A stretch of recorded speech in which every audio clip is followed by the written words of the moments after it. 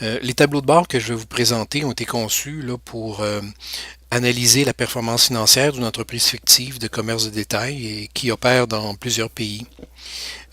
Dans cet exemple, les données proviennent de la maison mère, sont donc en anglais, mais comme vous pouvez voir, les tableaux de bord ont été préparés pour une division locale en utilisant la terminologie en français et selon les besoins là, des gestionnaires.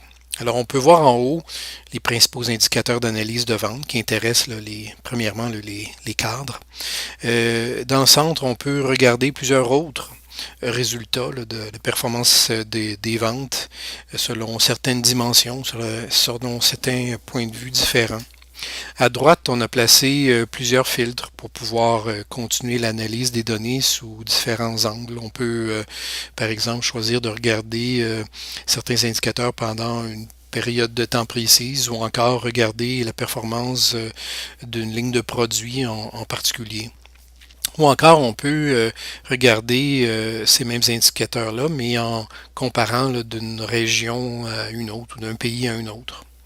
Il peut y avoir plus d'un tableau de bord. Dans notre exemple, on a préparé un tableau de bord là, pour les marchandises défectueuses.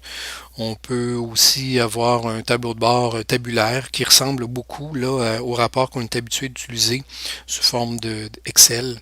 Mais en fin de compte, il existe plusieurs variétés de visualisation possibles afin de rapidement saisir là, sous une forme visuelle la teneur puis la portée, l'importance là, des indicateurs de performance qu'on analyse.